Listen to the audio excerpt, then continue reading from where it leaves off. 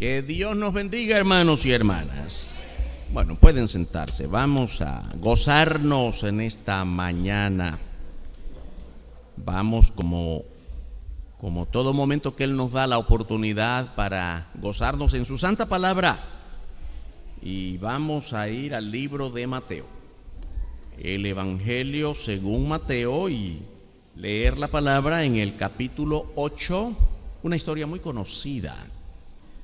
Mateo capítulo 8, en los versos 23 al 27. Dice así la escritura, Mateo 8, 23. Y entrando él en la barca, sus discípulos le siguieron. Y aquí que se levantó en el mar una tempestad tan grande que las olas cubrían la barca, pero él dormía. Y vinieron sus discípulos y le despertaron diciendo: Señor, sálvanos, que perecemos. Él les dijo: ¿por qué teméis, hombres de poca fe? Entonces, levantándose, reprendió a los vientos y al mar, y se hizo grande bonanza. Y los hombres se maravillaron, diciendo: ¿qué hombre es este, que aún los vientos y el mar le obedecen? Amén. Vamos a orar. Estamos, Padre, muy contentos de que tú nos permitas reunirnos otra vez, y mucho más contentos de que tu palabra venga a nosotros. Queremos, Padre, antes de ir a tu palabra, que nos perdones todo pecado, todo aquello que rompe nuestra comunión contigo, que quita nuestro gozo, porque todo aquello que es malo, negativo, viene de nosotros, no de ti. Por eso, perdónanos, y así perdonados queremos llegar hasta ti para tener corazón abierto, mente entendida, recibir tu palabra, adiestrarnos en ella, crecer en tu santa voluntad, ponerla en práctica, pregonarla a otros, vivirla cada día. Gracias, Dios. Tráenos resultados espirituales, que al final de esta reunión podamos salir no solo gozosos, sino, Padre, enseñados en tu verdad, en el nombre de tu Hijo, nuestro Señor Jesucristo. Amén. ¿Cuán grande es tu tormenta? Jesús puede librarte. Ese es nuestro tema. ¿Cuán grande es tu tormenta? Ahora, la pregunta de por sí da por sentado un hecho. Tenemos tormentas. Y para nada estamos hablando del invierno. Estamos hablando de la vida tormentosa de este mundo, porque por todas partes hay tormentas. ¿No ha sido una tormenta la pandemia que todavía no nos deja? ¿No es una constante tormenta cuando hay discusiones en el matrimonio con los hijos desobedientes? ¿O las propias tormentas de nuestra poca fe? Precisamente de poca fe vamos a hablar en esta mañana, entre otras muchas tormentas que enfrentamos en nuestra vida diaria. El relato que vemos en Mateo es precedido de varios milagros. Si usted puede ver, estamos en el capítulo 8. Desde el capítulo 7, usted puede ver varios milagros del Señor Jesús. Y es interesante cómo el escritor Mateo, uno de los discípulos que está con el Señor, viene narrando cada uno de los milagros que el Señor Jesús operó, casi todos sobre enfermos, milagros de sanidad, para llegar al final con esta confrontación que hace el Señor Jesús a la fe de los discípulos, que es la misma confrontación que el Señor nos hace a nosotros en todos los tiempos de la iglesia. ¿Cuál es la fe de ustedes? ¿De qué tamaño es tu fe? ¿Cuánta fe tienes? Ay, óigame, todos tenemos mucha fe. Sí, yo tengo fe ¿en qué? En mí mismo, en mi trabajo, en las imágenes, en las ideologías. La gente, no crea que la gente vive sin fe. Vive sin fe en Dios, eso es otra cosa. No tiene fe en Dios, eso es otra cosa. Pero siempre tiene fe en algo, aunque sea en sí mismos. Yo creo solo en mí, porque si no es por mí yo no viviría. No vivo por los demás. Eso es fe en sí mismo, Pero no hay gente sin fe. Gente que no tiene fe en Dios. Eso es otra cosa. Así que es interesante cómo Mateo nos trae este relato. Vamos a decir que aterriza, concluye esta serie de milagros con uno de los milagros más grandes. El Señor Jesús disipando una tormenta con solo el poder de su palabra. Muy importante. Los discípulos estaban con él en una barca, así nos lo cuenta la historia, y les ahogaba una tempestad, una tormenta. Yo creo, hermanos, que muy pocas veces hemos enfrentado una tormenta o algo que se parezca a un huracán, porque lo que vemos normalmente es una gran lluvia, una llovizna, una garuba, una brisa, pero tormentas de vez en cuando. Ahora, una tormenta en medio del mar es distinto, porque la tormenta en la casa quizás nos asusta, pero tenemos donde abrigarnos.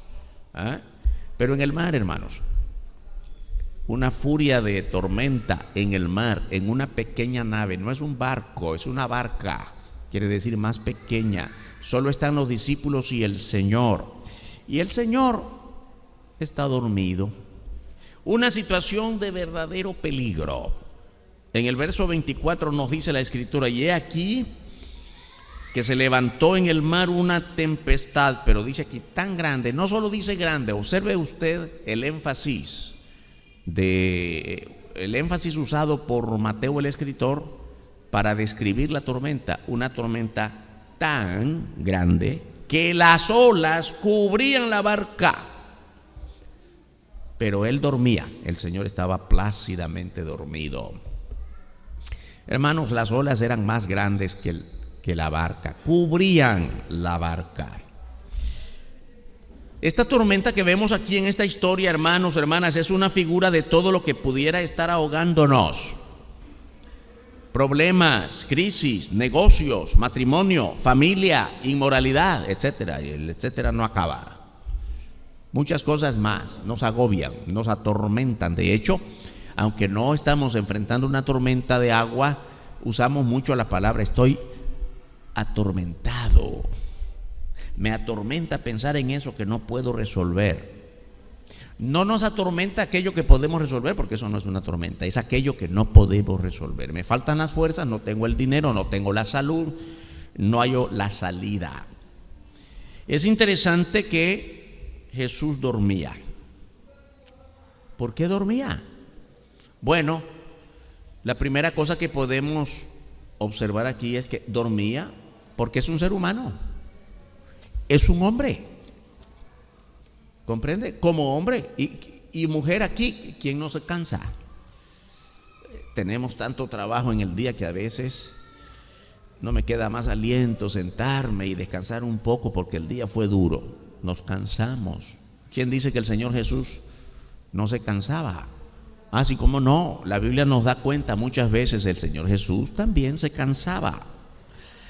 Ahora es importante observar, la tormenta era tan grande, como ya la describió Mateo, tan grande, las olas eran más altas que la pequeña barca.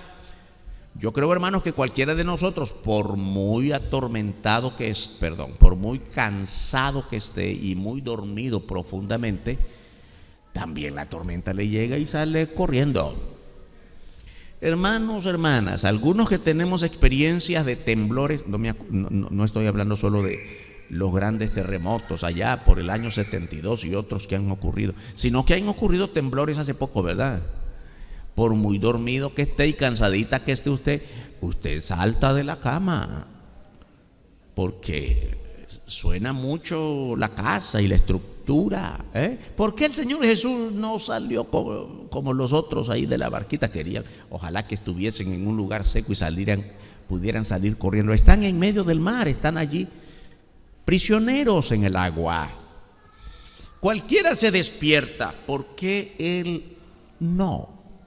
Es interesante, porque es Dios, está confiado, Él es Dios. Y no solamente es Dios en cuanto a poder, Él sí puede, Él puede, pero además de eso, Él sabía, como Dios, que la tormenta iba a ocurrir. No olvide eso. De repente solo pensamos en el poder de Dios. Dios puede. No solo puede, Él sabe. Todo lo que te acontece, Él lo sabía desde el año pasado. ¿Sí o no? Todo lo que te va a pasar mañana y el próximo año, no dudes, Él lo sabe, porque es Dios. Siempre tengo que recordarles esto, hermano. Otras veces hemos hablado de esto, y es que cuando hace 2 años ni soñábamos con la tormenta de la pandemia, 2019. Se llama 2019 porque comenzó la pandemia en COVID-19 en los últimos días del año 19, pero todo el año 19 fue relativamente normal, lo que llamamos normal. Y terminamos noviembre, diciembre de ese año haciendo planes para el 2020, ¿sí o no? Llenamos nuestra agenda de trabajo, de planes, de fiestas y cosas. Y en la iglesia nuestra, conferencias aquí, campañas allá. Y vino la pandemia y se acabó, hermano. No pudimos realizar nada y más bien hasta cerramos templos y actividades, ¿sí o no? Muchas veces decimos esto, nos sorprendió la pandemia. Aquí el único que no estaba sorprendido es Dios. Él sabía que eso iba a ocurrir. ¿Comprende cómo es la cosa? El Señor Jesús está dormido porque Él sabía lo que iba a ocurrir, pero además Él sabía lo que iba a hacer. Está confiado. La Biblia nos enseña acerca de la naturaleza de Cristo. Voy a hablarles un poquito, y no es el tema, pero quiero que pensemos en esto. Una palabra técnica que no es bíblica, pero que los teólogos en todos los estudios acerca de la persona de Cristo la usan mucho. Una palabra técnica de origen griego, la hipóstasis, la naturaleza hipostática o relación hipostática de las dos naturalezas de Jesús. La palabra hipóstasis quiere decir esencia o sustancia. Se refiere o quiere decir que el Señor Jesucristo es Dios encarnado. Pastor, eso no es nada nuevo, eso lo decimos, y en Navidad decimos que es Emmanuel, Dios con nosotros. Sí, pues, pero ¿qué significa? Que la persona de Cristo es la única persona en toda la historia, en el universo entero, la única que tiene esta relación de Dios y hombre en sí mismo. A eso se refiere esta palabra técnica, la unión hipostática en Cristo, la unión de la naturaleza de Dios y la naturaleza del hombre.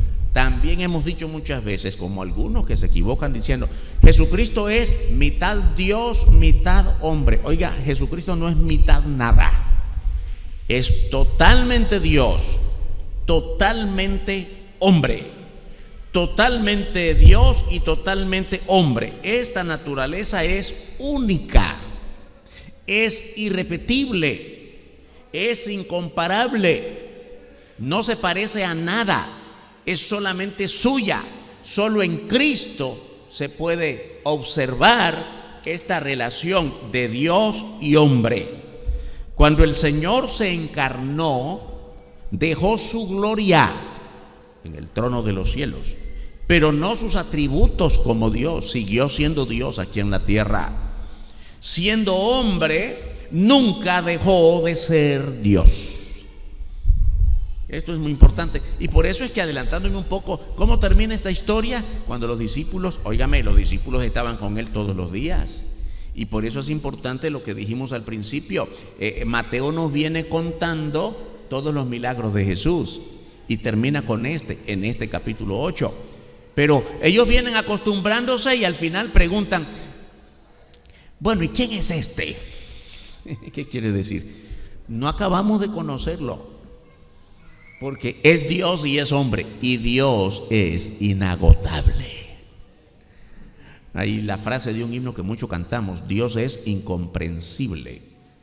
No es que no podamos comprender su palabra en cuanto a a lo que Él nos manifiesta, sino que incomprensible quiere decir eso, inagotable, no se puede comprender o contener en un cajón, en un recipiente, porque es infinito. Los discípulos están desesperados, están angustiados. En esa barca, en peligro de hundirse en medio del mar, azotado por la tormenta, por la tempestad. Ya habían hecho todo de su parte, pero no pudieron enfrentar la crisis. Estoy seguro que ya si la pequeña barca se había llenado de agua, la habían vaciado de agua y hagamos esto. Óigame, la mayoría de ellos eran pescadores, no lo olviden. Quiere decir, eran hombres de mar. ¿Quién sabe cuántas tormentas habían pasado durante su faena de pesca, desde su juventud, desde su niñez quizá?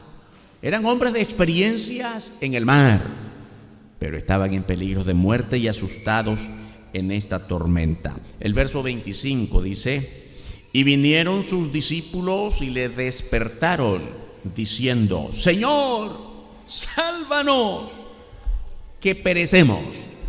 Sálvanos, que estamos en peligro de morir. Están desesperados, hermanos, y están viendo que el Señor está, pero cómo duerme, nada lo inquieta. La expresión aquí, sálvanos, ¿qué demuestra, hermanos y hermanas? Que tienen confianza en Él. Tienen confianza a pesar de lo que están viviendo. Observe bien que no trajeron a Jesús una petición de angustia. Ellos estaban angustiados, pero no le dijeron: Señor, ¿y ahora qué hacemos? Tú y yo, tú y nosotros nos vamos a morir. No. Señor, la intención aquí es: sálvanos. Ya hicimos todo de nuestra parte, solo tú puedes hacerlo. El sálvanos aquí, hermanos, hermanas, es un grito de esperanza. El sálvanos aquí es una palabra de rendición, como cuando toda persona se ha rendido a Cristo. Nosotros aquí, por lo menos creo que la mayoría, si no todos, nos hemos rendido a Cristo, y por eso es que somos salvos. Qué interesante, cuando dije todos nos hemos rendido a Cristo, dijeron amén. Cuando dije somos salvos, la mitad no dijo amén. Hermanos, eso es lo que pasa con la vida cristiana. ¿Usted es cristiano? Amén. ¿Usted es salvo? No sé. Usted no es cristiano. Pastor, ¿qué está diciendo? Vengo todos los días a la iglesia. El venir a la iglesia no te hace cristiano. Todos los días leo la Biblia. El leer la Biblia no te hace cristiano. También oro de vez en cuando. Ni que ores todos los días te hace cristiano. ¿Qué es lo que te hace cristiano? Haber puesto tu vida en Cristo, creer en Él. Eso te mueve a leer la Biblia conscientemente, no de rutina, no como rito religioso. Orar es hablar con Dios, no repetir una oración ajena. ¿Comprende de qué se trata? Ser cristiano es rendir tu vida a Cristo. Muchas veces hemos dado esta figura. Es como cuando el soldado va a la guerra y cree que va a ganar la guerra, pero al final es vencido. ¿Y qué hace al final?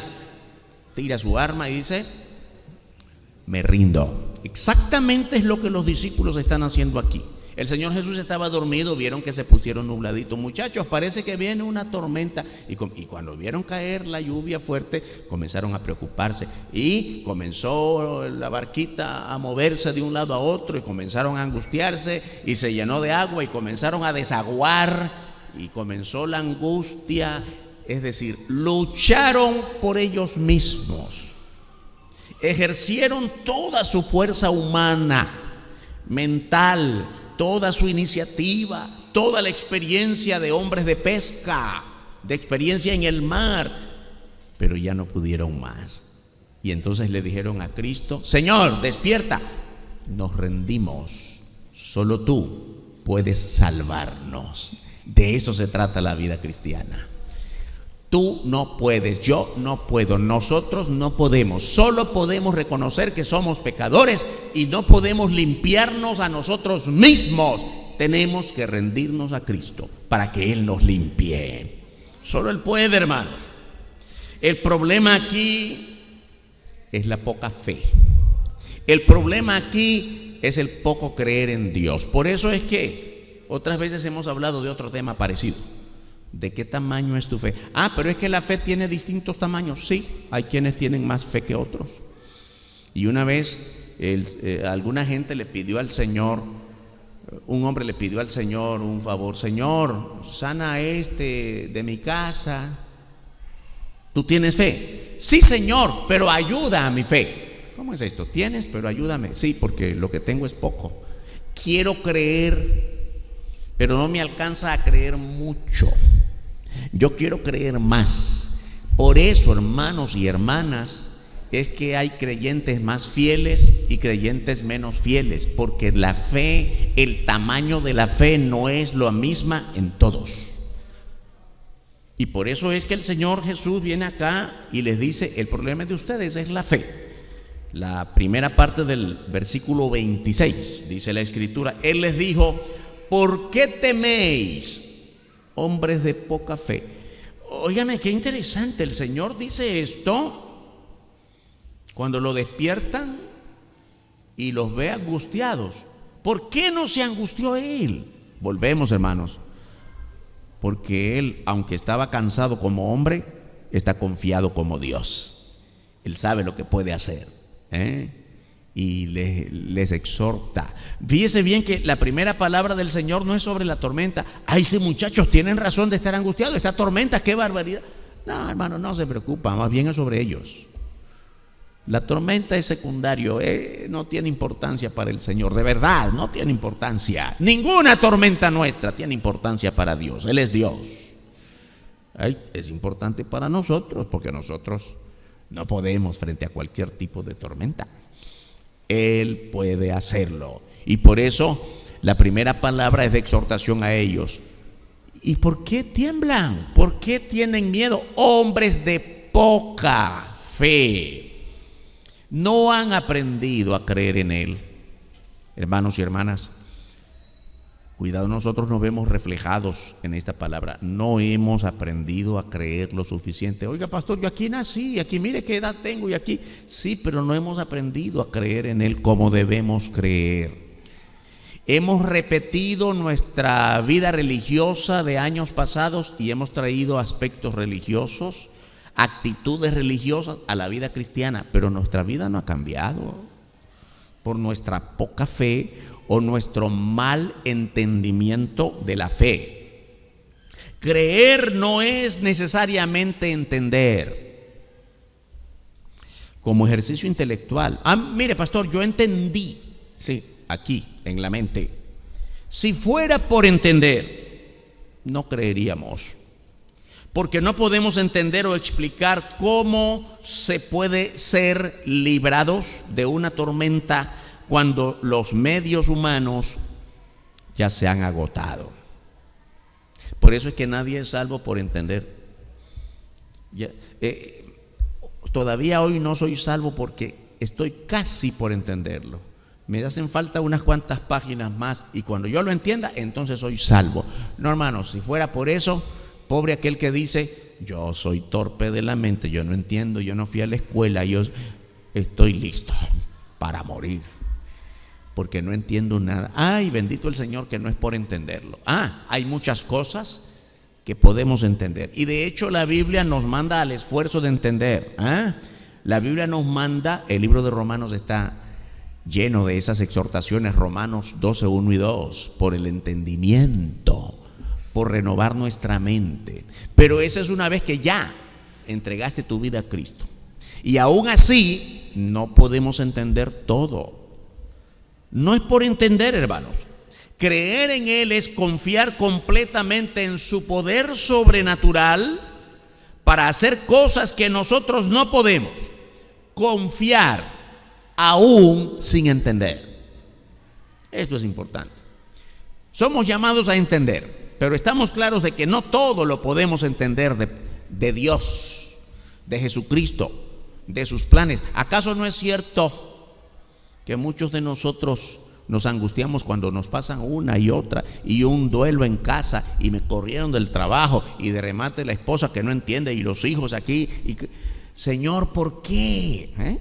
No le hemos hecho esa pregunta muchas veces al Señor. Señor, ¿por qué me pasa a mí? ¿Por qué a mí si yo, Señor, estoy de la mano contigo? ¿Por qué? Porque no lo entendemos, que Dios tiene sus propósitos y Él es soberano. Y vemos en la Biblia muchos personajes que no entendieron, aún los grandes profetas, que en el Antiguo Testamento trajeron gran palabra de Dios. Muchos de ellos dijeron: Señor, no entiendo. Y el Señor enviaba ángeles para explicar, y aún así no entendieron, pero fueron obedientes en predicar la palabra exacta que Dios les había dado. Lo más importante de nuestra vida, aún sobre entenderle, es que le obedezcamos. Hay mucha gente con fe, hermanos, hermanas, mucha gente con fe, pero en otras cosas, en sí mismos, en las religiones, en el zodíaco, en la suerte, en la lotería, etcétera. Óigame, en estas últimas tres cosas, a un cristiano de las iglesias, lo primero que ven en un periódico, ¿usted cree que es el deporte o las noticias nacionales o cómo anda el mundo? No, van al zodíaco. ¿Qué dicen los astros? ¿De qué color me tengo que vestir hoy? ¿Comprende? La suerte, igual. Siempre digo esto porque hay creyentes que aún cuando repetimos mucho esto, siguen practicándolo. Hay una escalera allí puesta sobre la pared. Uy, tenga cuidado, no pase por debajo, es mala suerte. Y de repente se le quebró el espejo en casa y usted va a peinarse. Tengo que comprar otro espejo, porque peinarse viéndose la cara en un espejo quebrado es, pero muy mala suerte. Conocí un hermano hace unos años que sufrió un accidente de moto. No fue muy grave, pero se golpeó bastante. Llegó a casa y bueno, había pasado por el hospital y la esposa lo recibió, lo atendió, pasó bien cuidadito unos días en casa. Y cuando una vez ya recuperado dijo: amor, no veo la camisa tal o cual color. Ah, esa fue la camisa con la que te accidentaste. Sí, la quemé. ¿Cómo? Mi camisa nueva. La quemé. Es mala suerte ponerse esa camisa otra vez. Hermanos, hermanas, gente de poca fe, ¿usted hace esas cosas? ¿En qué clase de Cristo ha creído usted? Cristo ha cambiado su vida para siempre, y tu vida ya no está sujeta a esas cosas, a esas creencias. No, hermano, no seamos gente de poca fe. Aquellos estaban en el azote de la tormenta y el Señor lo primero que les dice es: gente de poca fe. De repente, cuando nosotros estamos angustiados y viene alguien y nos dice: lo que pasa es que usted no lo está haciendo bien, mire, regáñeme después, pero ahorita ayúdeme. Señor, regáñanos después por nuestra poca fe, pero ahorita sálvanos. No, lo primero es lo primero, te falta fe. ¿Comprende cómo opera la mente de Dios y cómo operamos nosotros? La angustia nos hace pensar otras cosas. Jesús, hermanos, hermanas, reprendió a los vientos. ¿Cómo dice? Uno habla con personas. Yo sé que todos amamos a nuestros animalitos en casa, ¿verdad? Si tiene el conejito, más al gatito y al perrito, y hay muchos que hablan con el perrito. Y hay algunos que se hacen la idea que el perrito aprendió a hablar el español ya. Si solo me falta que me conteste. Yo entiendo bien, hermanos, y a veces le hablamos al perrito, ¿verdad? Con cariño. Y los perritos, como animalitos, igual que el lorito y cualquier otro animalito, sienten eso, son sensibles. Pero hay que estar claros que no nos entienden. No es tan malo hablar con animalitos, eso nos sirve a nosotros, pero no al animalito, porque él no entiende, no habla. Yo creo que todos estamos claros de eso. ¿Cómo no? Mi gatito sí habla, puede estar diciendo alguno. Pero no, los animalitos no hablan. Pero el Señor habla. Y habla a través de los animales. ¿Recuerda la burrita de Balaam? Sí, ¿verdad? Ah, pero ¿por qué nos acaba usted de decir que no? Porque Dios sí puede, Él es creador. Por casualidad, ¿recuerda qué figura tomó Satanás cuando habló con Eva para que comiera del fruto prohibido. Era un animalito. Satanás también tuvo poder para tomar posesión de un animalito y hablar a través de él. La serpiente, pobrecita, yo creo que antes de eso la serpiente era bien humildita e inocente. Ahora es otra cosa. Bueno, pues usted puede aprender muchas cosas en la Biblia. Solo Jesús puede hablar con autoridad a la tormenta, porque Él es creador. Hermanos, nosotros podemos gritarle a la lluvia: lluvia, no hagas mucho ruido, y que va a llover más. Pero Dios tiene poder para parar las tormentas, porque Él es Dios, Él es creador. ¿Lo creemos, hermanos? No suplicó: ay, por favor, tormenta, te ruego que te alejes. No, ¿cómo dice la palabra? Reprendió. ¿Qué cosa? Reprender no es suplicar. Reprender es dar palabra de autoridad. Jesucristo tiene autoridad sobre todo problema, sobre cada área de tu vida. Solo el poder de su voz destruyó la tormenta. La última parte del versículo 26 dice: y se hizo grande bonanza. ¿Qué cosa, verdad? Este versículo pequeño, el 26, tiene las tres partes. Primero, cuando les dice hombres de poca fe. Segundo, se levantó y reprendió a los vientos y al mar. Tercero, se hizo grande bonanza. ¿Cómo es esto, hermanos? No nos dice como en los cuentos de los niños, cuentos de hadas o de qué sé yo, no. Y alguien le habló a los vientos y pasó un tiempo y a través de las horas se fue alejando. No, hermanos, reprendió a los vientos y al mar y se hizo grande bonanza. En el momento, en el mismo instante en que el Señor Jesucristo habló y reprendió a la tormenta desapareció. No es para más tarde, no es para mañana. Qué bueno que nos gozamos reconociendo que así es la salvación que Cristo nos ha dado. ¿Cuándo somos salvos? Bueno, mire, usted cree en Cristo, confiesa su vida hoy y espere que poco a poco, a medida que pasan los días, de aquí a un año tal vez usted sea salvo. ¿Es así la cosa? No, hermano, no sigamos anunciando una salvación así, una salvación pobre, barata. La salvación en Cristo es en este mismo momento y para siempre. Trae calma, trae paz, trae todo lo relativo a lo bueno. Cuando Dios habla autoridad en favor nuestro contra cualquier tormenta, contra el propio maligno, todo se vuelve bueno para siempre. Los discípulos preguntan al final, mire, estaban tan sorprendidos. El Señor disipó la tormenta, la hizo desaparecer. Y en vez de decir, gloria a tu nombre, Señor, qué bueno, como nosotros estaríamos gritando, y es normal. ¿Qué hicieron ellos? Hicieron otra pregunta. ¿Y quién es este hombre? No terminaban de conocerlo. Y yo creo que eso es bueno aprenderlo, hermanos. Nosotros que decimos ser salvos, Cristo es mi Señor, Cristo es mi Salvador, he entregado mi vida a Cristo, ahora sirvo al Señor y todas esas cosas que son bonitas y ojalá que sean verdad, hay que decir que aún así no le conocemos todo, no le conocemos plenamente como Él es. Y aunque alguien pueda decir, mire pastor, yo me aprendí toda la Biblia desde Génesis hasta el Apocalipsis, así que yo sí sé quién es Cristo plenamente. Le voy a decir una cosa, la Biblia es palabra de Dios, ¿sí? Espero que esto no sea una simple frase. La Biblia es palabra de Dios, amén. Bueno, la Biblia es palabra de Dios, pero Dios no se agota en este libro. Dios es mucho más de lo que la Biblia nos dice acerca de Él.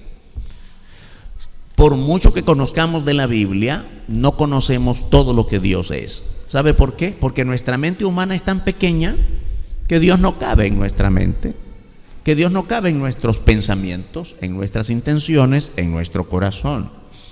La Biblia es palabra de Dios en el sentido de que Dios revela su mensaje, su palabra, su persona, de modo que en el tamaño que lo entendamos, no más allá. Hay muchas cosas que el Señor mismo, como Dios, el Señor Jesucristo como Dios podía decirle a los discípulos, pero como hombre se limitó. Recuerda, y así comienza el libro de los Hechos, cuando el Señor ya resucitado iba a ir a los cielos en su ascensión y su exaltación en la gloria del Señor, en la gloria de Dios Padre. Antes de todo eso, ya en los últimos días, antes de subir al cielo, Él les dijo muchas cosas acerca del reino, de su segunda venida. ¿Cuál fue la primera pregunta de los discípulos? Señor, ¿cuándo será eso?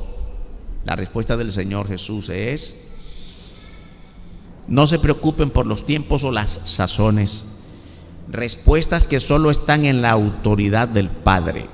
Más bien preocúpense porque recibirán poder y me serán testigos. En el mismo primer capítulo del libro de los Hechos, van a recibir poder. En eso enfóquense. No que cuándo serán, eso es pleno dominio de Dios. Ahora pregunto, ¿Él no lo sabía? Sí lo sabía, como Dios lo sabía, pero respondió como hombre porque no convenía que ellos lo supieran. Y no conviene hoy que nosotros sepamos cuándo viene, porque nos acomodaríamos el tiempo. ¿Cuándo viene el Señor? Faltan 5 años. Tenemos 5 años para divagar en el mundo, disfrutar el mundo. Cuando falte un mes nos volvemos los más piadosos. Por muchas razones más, no conviene que nosotros entendamos más de lo que Dios estableció en la palabra. La Biblia es palabra de Dios, pero Dios no se agota en este libro. Dios es mucho más de lo que la Biblia nos dice. Aun cuando el Señor Jesús estaba con ellos en la barca, ellos estaban angustiados. Aun cuando somos salvos en la iglesia, suele ser que nos angustiamos. El Señor no está con usted. ¿Cómo no, hermano? Pero no sé qué va a pasar conmigo. Sí, como seres humanos, hermanos, nos angustiamos, nos llenamos de incertidumbre, no sabemos qué va a pasar. Y nos llenamos, hoy se suele usar la palabra estrés. Vaya palabrita que no logro terminar de entenderla. Y hago siempre el paréntesis por nuestros niños de cómo los estamos creando. Nosotros estamos creando mucho estrés en los niños. Ya no se puede regañar el niño. Cuidado, crecen estresados. Ustedes han visto por allí publicado, ¿verdad?, cuáles fueron nuestros psicólogos. Estos fueron mis psicólogos. La chinela de mamá, la escoba de mamá. Mamá, hoy no puedo ir a la escuela porque hay examen y estoy estresado. ¡Pah! Antes de ir a la escuela me va a ir a vender las tortillas que hice y después va a estudiar y yo quiero que rinda. Ay, hermanos, el estrés lo hemos inventado. Pero hay creyentes que se llenan de estrés por cualquier cosa. Bueno, en medio de tu estrés, de tu angustia, el Señor puede con todo eso. Y el Señor quiere que aprendamos a confiar cada vez más en Él. Los discípulos hacen la pregunta: ¿quién es este hombre? En el versículo que sigue, y los hombres se maravillaron. Ellos, claro que se maravillaron. Se acabó la tormenta. Pero ¿qué hombre es este que aún los vientos y el mar le obedecen? Repito, hermanos, nosotros podemos gritarle al viento, a la tormenta, al huracán, a la oscuridad, a todo aquello que nos hace miedo. Y nosotros le podemos gritar hasta al perro que nos está ladrando y ni el perro nos hace caso. ¿Comprende cómo es la cosa? Pero Dios habla a la tormenta y la tormenta se disipó en un solo instante. Hermanos, en nuestra naturaleza humana, carnal, pecaminosa, creemos que un hombre es grande cuando es capaz de trascender el conocimiento común. ¿Cuánto sabe? ¡Qué hombre tan grande! Creemos que un hombre es grande cuando es capaz de superar a otros. El deporte, cómo saltó la valla, cómo hizo esto. Que es grande cuando es grande en la política. Qué palabra que tiene, qué dominio sobre la gente. O las artes, qué belleza. Sus artes, su pintura, su canto, su música, su lira. Ah, qué bello todo aquello. Pero Jesús, hermanos, Jesús es grande porque es Dios. ¿No hay otra razón? ¿Y qué más puede ser? Él es Dios. Por tanto, no hay manera de entenderlo ni de superarlo. Nadie es más grande que Dios. Óigame, yo quiero contar algo que también lo he contado. A la historia de un niño que muy inquieto por saber y le preguntó a su papá: papá, me han dicho mucho acerca de Dios, pero todavía no lo entiendo. ¿Quién es Dios? ¿Quién creó a Dios? Su papá le dice: sencillo, niño, a Dios lo creó alguien más grande que Dios. El niño se queda inquieto y usted sabe cuál es la siguiente pregunta, ¿no? ¿Y quién creó a ese más grande que Dios? Pues otro más grande que él, le dice papá. Y el niño sigue inquieto y sigue preguntando: y a ese que creó al más grande, que creó a Dios, ¿quién lo creó? Alguien más grande que él. Y así fue 5 veces, 6 veces. Y hasta que le dice: papá, ¿cuál es el final? ¿Quién creó a ese más grande y más grande? Y el papá aterrizó en el final. El que creó al más grande, más grande, más grande es Dios. Volvió al principio, ¿no? Porque nadie es más grande que Dios. Creemos en Dios. Él es grande no porque hable poderoso como los políticos, no porque sea un gran artista, no porque tenga gran destreza como los deportistas. No hay grandeza posible para Dios como la grandeza humana, porque Él es más grande que todos. Amén, hermanos. Él supera toda tormenta porque es creador. Jesús es Dios. Por tanto, es inagotable, insuperable. Siempre tiene la respuesta correcta frente a toda adversidad. Aunque no podamos imaginarnos siquiera cómo va a librarnos de cualquier crisis, Él tiene la salida.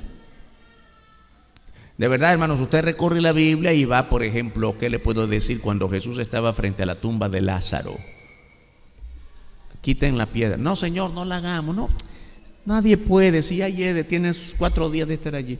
¿Por qué dijeron eso? Bueno, porque está viendo que quien está es un hombre. Tú eres tan hombre como nosotros, no podemos. No, Señor. Además, humanamente, ¿qué más vamos a hacer? Ya murió. Para nosotros sí, ya murió. Pero Jesucristo es Dios y Él lo volvió a la vida. Solo Él podía hacerlo. Ese es un ejemplo entre tantos en la Escritura, cuando ya nosotros pensamos que bueno, ¿y qué vamos a hacer? Ya ese capítulo se cerró. Jesús no cierra ningún capítulo. Él es Dios. Primera de Corintios capítulo 10 versículo 13. Muchos de nosotros aprendemos de memoria porque es parte de los diversos estudios de discipulado. No os ha sobrevenido ninguna tentación que no sea humana, pero fiel es Dios, que no os dejará ser tentados más de lo que podéis resistir, sino que dará también juntamente con la tentación la salida para que podáis soportar. Mucho que decir de este pasaje. Comienza de un modo, con un lenguaje un tanto negativo, diciendo no, pero veámoslo del otro modo. No nos llega, dice, no nos ha sobrevenido ninguna tentación que no sea humana. Quiere decir, toda tentación es humana, pero el Señor Jesús está sobre lo humano. Ninguna tentación puede atormentarnos porque el Señor obra desde lo más allá de lo humano. De modo que todo lo que nos atormenta, antes de que nos atormentase eso, el Señor Jesús ya había pensado en la salida. Y por eso nos da fuerzas para que podamos soportar. Él está en control de todo. Jesucristo es Dios, por eso es necesario. De otro modo, es inevitable. Cuando algo es necesario, es inevitable. El médico le dice a usted: mire, está muy debilitado, necesita comer. Mire, doctor, a mí no me gusta comer, ¿puedo evitarlo? No, si no come se muere. Es inevitable. Por tanto, es necesario. Nadie puede evitar a Dios. Nadie puede evitar al Señor Jesucristo. Todos. Y en esto tenemos que hablar de los escépticos. ¿Quiénes son los escépticos? Bueno, miren, me han hablado de Dios y del otro, del cielo y del infierno. Pero yo me quiero quedar en el medio porque no me interesa ese tema. Yo soy de los escépticos. No hay manera. Todo ser humano está confrontado por la verdad eterna de tomar una decisión frente a Dios. ¿Creo en Él o no creo en Él? Pero no está en medio los que ni creen ni no creen. No, tienes que tomar una decisión. Es necesario. No hay en todo el mundo una sola persona que no necesite de Jesús, aunque crea que sí puede. Aunque crea lo contrario. Tú no puedes evitar tomar una decisión frente a Cristo. Jesús es Dios, por tanto, es poderoso. No hay nada que no pueda en favor de los que confían en Él. El Señor siempre trae alivio a los que confían en Él. Lo que nos dice la palabra en Efesios capítulo 3 versos 20 y 21. Así dice la Escritura: y aquel que es poderoso para hacer todas las cosas mucho más abundantemente de lo que pedimos, oiga bien, de lo que pedimos o entendemos. ¿Se da cuenta? Qué bueno que entendemos, pero si no entendemos, el Señor Jesús está más allá, por sobre lo que entendemos, según el poder que actúa en nosotros. A Él sea gloria en la iglesia, en Cristo Jesús, por todas las edades, por los siglos de los siglos. Amén. Termina este precioso pasaje de Efesios 3, versos 20 y 21. Por sobre si entendemos o no entendemos, el Señor Jesús es poderoso. Hermanos, hermanas, en medio de todo esto, ¿cómo podemos disfrutar de todas las bendiciones del Señor Jesucristo? Alguien aquí puede estarse preguntando: pastor, ahora sí creo, ahora entiendo mejor, pero ¿cómo llego hasta allí? ¿Cómo llego al nivel de fe? Qué bueno, primero es confesar que tú ya te agotaste, como los discípulos se agotaron en la barquita. Ya no podemos más, ya no hay salida, solo nos queda decidirnos a no hacer nada más y esperar la muerte. Ah, no, el Señor Jesús está con nosotros, está dormido, vamos a despertarlo. Señor, sálvanos. Ya estamos rendidos, ya no puedo más. Eso es lo que tú tienes que hacer ahora. He probado la religión, he probado la lotería, he probado la suerte, he probado... ¿Qué no he probado? He probado a los brujos. Hay pastor, ¿qué cosa? Sí, hay creyentes que prueban a los brujos, a los encantadores. Fíjese que mi marido, yo sospecho que se fue con otra. Ajá, ¿y? Yo fui al brujo para saber quién es y me dijo que sí. ¿Y por qué no se le ocurrió ir a Cristo? No se le ocurrió. Usted tiene un Señor que se llama Jesucristo. ¿Por qué tiene que andar? Ahora, ¿usted cree en el poder de los brujos? Déjeme decirle, sí, la Biblia dice que son verdad. Es parte de los poderes oscuros de Satanás. Sí son una realidad. Sí existe. Y no es para llenarnos de miedo. Los encantadores están aquí en la Biblia. La Biblia habla de encantadores, pero que son parte de la influencia satánica. Y Satanás quiere penetrar la iglesia, el hogar, la familia, el creyente. Y no es que vamos a salir huyendo, no, es que vamos a ampararnos en Cristo, porque Él sí puede detener la tormenta de la brujería, del encantamiento, del zodíaco, de la mala suerte, cualquier cosa que no tiene que ver con lo puro y santo. El Señor es la salida. Humillándonos delante de Él, esa es la salida. Que quiere decir reconocerle, confiar, creer completamente en Él. Primera de Pedro, capítulo 5, versos 6 y 7. Dice precisamente así la palabra: humillaos pues bajo la poderosa mano de Dios, para que Él os exalte cuando fuere tiempo, echando toda vuestra ansiedad sobre Él, porque Él tiene cuidado de vosotros. A mí me gusta mucho, bueno, todo el versículo, pero estos dos versículos, pero ¿sabe qué? ¿Cómo termina? Echando alguna parte de tu ansiedad, echando un poquito de... No, hermanos, ¿cuánto vamos a echar? Toda vuestra ansiedad, hermano, hermana. ¿Eres cristiano? ¿Tienes fe? Amén, sí. ¿Cuánto de tu vida has echado sobre Cristo?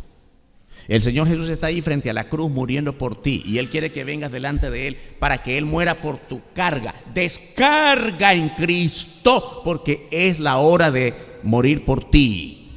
¿Cuánto de tu vida has descargado en la cruz de Cristo? Bueno, un poquito, porque yo sigo siendo dueño de mi vida. Soy cristiano, pero yo decido qué hago con mi dinero, qué hago con mi tiempo. Si voy a ir a la iglesia o si no voy, eso lo decido yo. Si educo a mis hijos bajo la palabra de Dios o no. ¿Así vives tu vida cristiana? Y quiero decir lamentablemente que en la respuesta de muchos es: sí, así vivo mi vida cristiana. El Señor Jesucristo es mi Salvador, pero no es el Señor de toda mi vida, solo de una parte. Porque yo tomo decisiones y cuando estoy en problemas, entonces ya sé que Él me salva. Vas a ser como los discípulos, empezaron a llamarlo, a despertarlo hasta que ya estaban hundiéndose en la barca. O mejor lo llamamos antes: Señor, se está nublando y nos está dando miedo, mejor despiértate ya. Ciertamente, hermanos y hermanas, la Biblia dice que cuando recibimos a Cristo y Él es nuestro Salvador, el Espíritu Santo pasa a morar en nosotros. ¿Es verdad o no? Pero dice también que suele ser que nosotros tenemos al Espíritu Santo contristado. ¿Sabe lo que significa contristado? El Espíritu Santo mora en mí, pero lo tengo arrinconadito, porque yo sigo mandando en mi vida. El Señor Jesús todavía no es tu Señor. El Espíritu Santo, no dejas tú que el Espíritu Santo ejerza dominio pleno en tu vida, porque lo tienes arrinconadito, contristado. El Señor Jesús no quiere imponer sus bendiciones sobre ti si tú no quieres. Y por eso es que hay gente de poca fe. Vivimos en un mundo lleno de toda clase de peligros. En medio de todas nuestras incertidumbres, nos agobian los miedos, las angustias, no vemos la salida. Pero sí, hay una salida. Es única e irrepetible. Jesucristo es la salida a todas las tormentas de nuestra vida. Lo único que tenemos que hacer es creer en Él como Señor y Salvador. Cree en Él, confía en Él. Solo Él puede librarte de todas las tormentas de tu vida. Vamos a orar. Muchas gracias, Padre, por la palabra que siempre viene a nosotros. Oh Dios, perdónanos cuando por nuestra poca fe nos angustiamos por cualquier problema que enfrentamos. Perdónanos las muchas veces que creemos que ser cristiano de por sí nos libra de problemas. Ya no tenemos problemas porque somos cristianos. Señor, ayúdanos a entender que ese no es el mensaje de tu palabra. El mensaje de tu palabra es más bien que vamos a seguir teniendo problemas porque vivimos en un mundo de problemas, pero ahora tenemos el poder de tu Espíritu, siendo salvos en Cristo. Ahora tenemos el poder de tu palabra para enfrentar nuestros problemas y vencer en tu voluntad y no a nuestro modo. Sigan orando, hermanos y hermanas. Alguna persona que está esta mañana entre nosotros y dice: bueno, mire, yo había oído la palabra, pero no la había entendido así, que había que rendirse a Cristo, darle el total dominio de mi vida a Cristo, de mi mente, de mis decisiones, de mi familia, de mi trabajo. Ahora sí lo entiendo y quiero entregarme a Cristo, me rindo a Cristo. Y quiero decirle como los discípulos: Señor, sálvame. Pastor, yo quiero que ore por mí esta mañana. Levanta tu mano. Ore por mí, que me quiero entregar a Cristo de manera definitiva. ¿Hay alguien que levanta su mano? Es probable que todos seamos cristianos. Entonces, si todos somos cristianos, el llamado a ser a creyentes. Pastor, gracias por esta palabra. Ahora entendí que aunque soy cristiano, mi vida se ha desarrollado por mucho tiempo en poca fe, y yo quiero hacer crecer mi fe en Cristo.